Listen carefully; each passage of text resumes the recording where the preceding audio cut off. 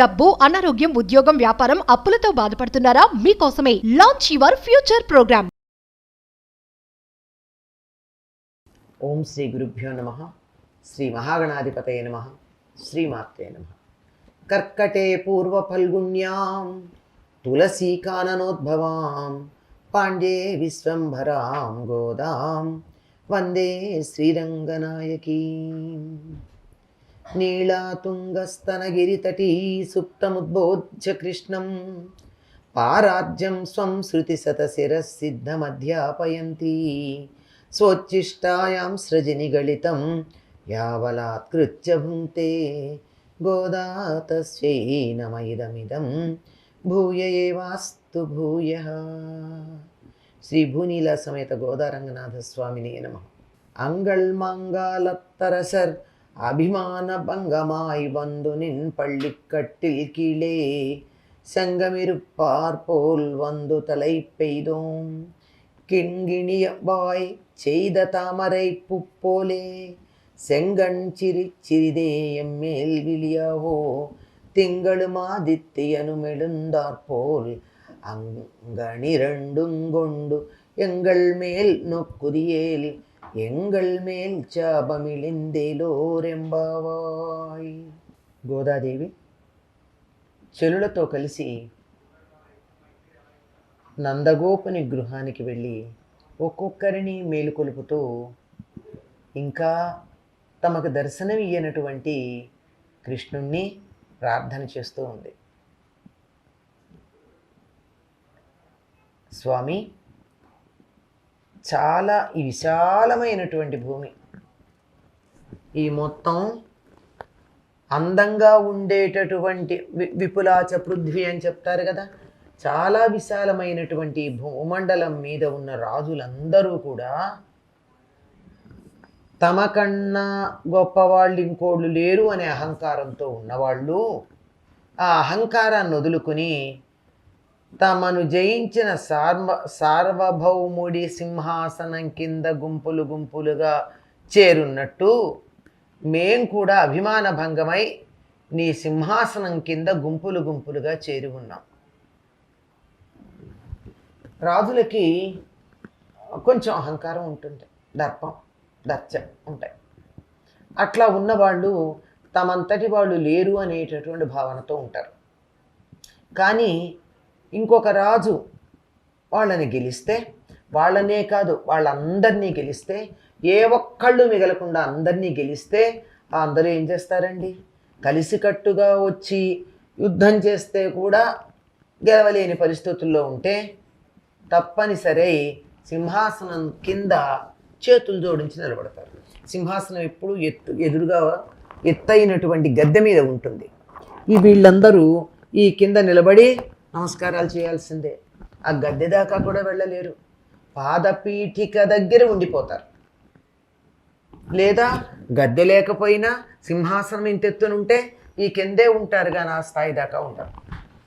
కనుక ఏ విధంగా అయితే అహంకారం కోల్పోయినటువంటి రాజులు తమని గెలిచినటువంటి చక్రవర్తి సింహాసనం దగ్గర ఉన్నారో, అట్లాగే మేం కూడా మా అభిమానం పోగొట్టుకుని నీ దగ్గర, నీ కాళ్ళ దగ్గర గుంపులు గుంపులుగా చేరి ఉన్నాం.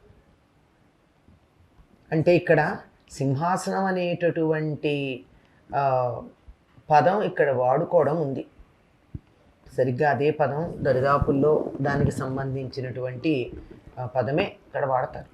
సింహాసనం అంటే సింహం అడవికి రాజు అనుకుంటాం. ఎందుకు అంతకన్నా పెద్దదైనటువంటి ఏనుగా ఎందుకు రాజు కాకూడదు? అంతకన్నా దూకుడు ఎక్కువ ఉన్నటువంటి పెద్ద పులి ఎందుకు రాజు కాకూడదు? అంటే సింహానికి ఆశ్రిత రక్షణ అన్నది. సింహం చాలా ఉదారంగా ఉంటుంది. ఒక జంతువుని తాను వేటాడిందే తింటుంది తప్ప అంతకుముందు చనిపోయింది కానీ ఇంకెవరైనా చంపి తెచ్చినటువంటి జంతువుని తినదది. తాను చంపినటువంటి జంతువుని కూడా పూర్తిగా తినక కొంత తాను తిని మిగిలింది పరివారం మిగిలిన వాళ్ళు తినడానికి వదిలిపెడుతుంది. ఇటువంటి ఔదార్యం ఉండడం వల్ల రాజుగా చెప్తారు. అంటే అధికారంతో పాటు ఆశ్రిత రక్షణ ఉన్నవాడు మాత్రమే రాజుగా ఉండడానికి వీలవుతుంది. తమని గెలిచాడు అనేటటువంటి విషయమే కాక గెలిచిన తర్వాత పాదాల దగ్గర చేరినట్టయితే నీ ఆశ్రితులము అని గనక అన్నట్టయితే వారిని రక్షిస్తాడే తప్ప ఏమాత్రం వాళ్ళకి హాని కలిగినా చూస్తూ ఊరుకోడు, కాపాడతాడు. అందువల్ల ఏం చేశారు, ఓడిపోయిన రాజులందరూ సింహాసనం కింద చేరి నీ ఆశ్రితులము అన్నారు. వాళ్ళ యోగక్షేమాలు చూస్తారు. ఏ విధంగా అయితే అహంకారం వదిలి తమంతటి వాళ్ళు లేరు అనే భావన పక్కన పెట్టి ఓడిపోయి నీ పాదాల దగ్గర చేరారో శత్రురాజులు, ఆ విధంగా మేం కూడా అభిమానం పోగొట్టుకున్నామయ్యా. ఆడపిల్లలకి కొంచెం అభిమానం ఎక్కువ. నువ్వంటే ఇష్టమని ఎవరితోనూ త్వరగా చెప్పరు. అబ్బాయి చెప్పినంత తేలికగా అమ్మాయిలు చెప్పరు. కానీ మేం చెప్తున్నాం ఇక్కడ, మా అభిమానాన్ని వదిలిపెట్టుకున్నాం, స్వాభిమానం పక్కకు పెట్టి నువ్వు తప్పగతి లేదు అంటే నీ పాదాల దగ్గరికి వచ్చాం మేము. ఏ రకంగా అయితే రాజులు ఓడిపోయి చక్రవర్తి దగ్గర తమని గెలిచిన వాళ్ళ దగ్గర పాదాల దగ్గర చేరతారో అట్లాగే నీ సింహాసనం కింద మేమంతా గుంపులు గుంపులుగా చేరుకుని ఉన్నాం. ఒక్కసారి నెమ్మదిగా నీ కళ్ళు విచ్చి నీ చూపు మా మీద ప్రసరింపచే. ఆ చూపుని ఎంత గొప్పగా వర్ణిస్తాడంటే, చిరుగంట ముఖంలాగా విడివడి ఉన్న తామర పువ్వు లాగా. కన్ను తామర పువ్వే, కానీ ఎలా ఉంది, ఆ కంటిలో ఉన్న గుడ్డు ఉందే, ఆ గుడ్డు చూడ్డానికి చిరుగంటలో నుంచి కనపడుతున్నటువంటి లోపల ఉన్న రాయిలాగా. ఎలా ఉంటుందండి, ఇలా కన్ను ఉంటుంది, కంటికి పైన ఒక రెప్ప ఉంటుంది, కింద ఒక రెప్ప ఉంటుంది, ఇట్లా ఉంటుంది. ఈ పై రెప్ప ఇట్లా పడుతుంది, కింద రెప్ప ఇట్లా కిందకు వస్తుంది. ఇలా వచ్చేటటువంటి సందర్భంలో ఇట్లా ఇలా ఉంటుంది. పై రెప్ప ఇలా పైకెడుతుంది, కింద రెప్ప ఇట్లా కిందకెడుతుంది. అప్పుడు కన్ను విచ్చుకున్నట్టు ఉంటుంది. ఈ కన్ను విచ్చుకున్నప్పుడు లోపల ఉన్నటువంటి కనుగుడ్డు కనపడుతుంది. కానీ ఈయన కళ్ళు ఎలా అరవిచ్చి ఉన్నాయి, పూర్తిగా తెరుచుకోలే, నిద్రపోతూ ఉన్నాయి. నిద్రపోతూ ఉన్న విశాలమైనటువంటి కన్నులు గనక ఆ రెప్పలు కన్నులని ముయ్యలేకపోతున్నాయి. అందువల్ల ఇలా కలిసి లేవు రెప్పలు, కొద్దిగా ఇలా పైకి లేచాయి. ఈ పైకి లేచి ఇలా ఉంటే ఈ కాస్త ఉన్న సందులో నుంచి లోపల ఉన్న కనుగుడ్డు కనపడుతుంది. ఎలా ఉంది అంటే, ఒక మువ్వ ఉంది. ఆ మువ్వ ఎలా ఉంటుంది, పూర్తిగా మూసి ఉండదు, కొద్దిగా ఖాళీ ఉంటుంది. మువ్వకి ఇలా కొద్దిగా తెరిచి ఉంటుంది. ఇలాగే ఈ తెరిచుండి లోపల ఉన్నటువంటి రాయో ఒక గోళీ లాంటిదో లోపల వేస్తారు. అది కదిలినప్పుడల్లా గల్లు గల్లు గల్లు అని శబ్దం వస్తుంది. ఆ శబ్దం బయటికి రావాలి అంటే ఆ లోపల ఖాళీ ఉండాలి. లోపలిది మోగినప్పుడు పూర్తిగా మూస్తే లోపల నుంచి శబ్దం రాదు. కనుక ఆ చిరు మువ్వ ఎలా ఉందో నీ కన్ను అలా ఉంది. ఆ కన్ను సగం తెరిచి ఉన్నటువంటి కన్ను ఆ మువ్వ యొక్క తెరిచినటువంటి భాగంలాగా కనపడుతూ ఉంది. అటువంటి నీ కళ్ళని ఎలా ఉన్నాయి, మువ్వలాగా ఉంది అంటే మువ్వ లోహంతో చేస్తుంటుంది. కనురెప్పలంత గట్టిగా ఉన్నాయా, లేవు, తామర పూల రేకుల్లాగా ఉన్నాయి. అరవిందాక్షుడు కదా ఈయన. అటువంటి కళ్ళని కొద్దిగా ఎర్రబారి కూడా ఉన్నాయి. దేనివల్ల, ఏదైనా ఒక భావోద్వేగం కలిగితే కన్నుల్లో కొంచెం ఎర్రదనం ఉంటుంది. మా మీద వాత్సల్యంతో నీ కళ్ళు ఎర్రబడ్డాయి. అటువంటి కళ్ళని నెమ్మదిగా విచ్చి మా వంక చూడవలసింది. నీ కళ్ళు విచ్చితే ఎలా ఉంటుంది అంటే, సూర్యుడు చంద్రుడు ఇద్దరు ఒకేసారి ఆకాశంలో ఉదయిస్తున్నట్టుగా ఉండేటటువంటి నీ రెండు నేత్రాలని తెలిసి మా వంక చూడు. ఎక్కడైనా సూర్యుడు చంద్రుడు ఒకసారి ఉంటారండి? సూర్యుడు ఉన్నప్పుడు చంద్రుడు ఉండడు, చంద్రుడు ఉన్నప్పుడు సూర్యుడు ఉండడు. కానీ సూర్యచంద్రులు ఇద్దరూ ఉండే సమయం ఒకటి ఉంది. ఎప్పుడంటే పూర్ణిమ నాటి సూర్యోదయ సమయంలో. చంద్రుడు ఇంకా పూర్తిగా అస్తమించకుండానే సూర్యుడు ఉదయించడం జరగచ్చు. అది కూడా సముద్ర తీరాల్లో మాత్రమే కనపడుతుంది రెండూ ఉండడం. మరి నువ్వు కళ్ళు తెరిస్తే ఎట్లా ఉంది, సూర్యచంద్రులు ఇద్దరూ ఒకేసారి ఉదయించినట్టుగా ఉంది. ఎందువల్ల ఈ మాట చెప్పడం జరుగుతోంది? పైకి ఇక్కడ యశోద కుమారుడుగా నందగోపుని తనయుడుగా అతన్ని కీర్తిస్తూ ఉన్నా అతడు పరబ్రహ్మము పరమాత్మ అనే సంగతిని గోపికలు బాగానే గుర్తించారు. ఆనాటి గోపికలు గుర్తించారో లేదో తెలియదు, కానీ ఈనాటి గోదా గోపిక ఆ గోదతో ఉన్నటువంటి చెలులు వీళ్ళు మాత్రం గుర్తించారు.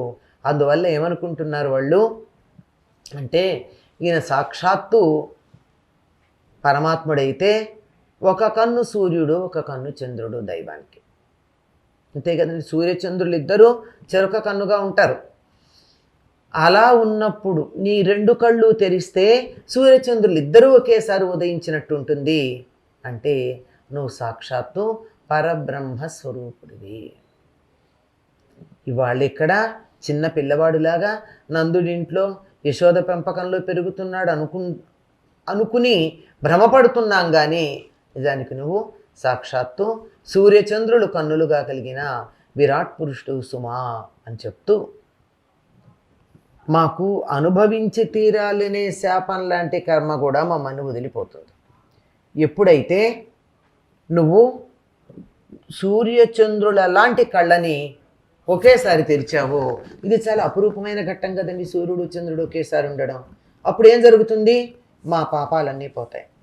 పాపాలు అంటే చాలా రకాలుగా పోతాయి. పాపాలే కాదు, ఇవి ఎట్టి పరిస్థితుల్లో ఎవ్వరూ కూడా వాటిని తొలగించటానికి తగ్గించటానికి వీల్లేవు అని కొన్ని ఉంటాయి. కొన్ని పాపాలకి పరిహారాలు పోతాయండి, పరిహారాలతో పోతాయి. కానీ పరిహారాలు లేకుండా ఉన్న అనుభవించక తప్పదు అని, అటువంటివి కూడా పోతాయి. ఒక్కసారి నువ్వు సూర్యచంద్రులిద్దరూ ఒకేసారి ఉదయించినట్టు కానీ రెండు కళ్ళని ఒకసారి తెరిచినట్టయితే ఆ చూపుకి పాపాలన్నీ కూడా పటాపంచలైపోతాయి. అందువల్ల ఒక్కసారి కళ్ళు తెరవయ్యా, కళ్ళు తెరిచి ఆ తెరచిన కళ్ళతో మమ్మల్ని ఒకసారి చూడు, మాకు దర్శనమియ్యి. అప్పుడు మేము ఈ వ్రతం చేస్తాం. ఆ వ్రతం వల్ల లోకానికి మేలు కలుగుతుంది. మా సొంతం కోసం అనుకుంటున్నావా? స్వార్థం కాదు, అందరి కోసం చేస్తున్నటువంటి వ్రతం ఇది అని గోదాదేవి కృష్ణుణ్ణే తలుపు తెరవమని ఇక్కడ గట్టిగా, అంటే ఆ కంటి చూపు తమ మీద ప్రసరింపచేయమని గట్టిగా ప్రార్థన చేస్తూ ఉంది ఈ పాసురంలో. స్వచ్చిష్టమాలికా బంధగంధబంధురజిష్ణవే విష్ణు చిత్తతనూజాయై గోదాయై నిత్యమంగళం. స్వస్తి.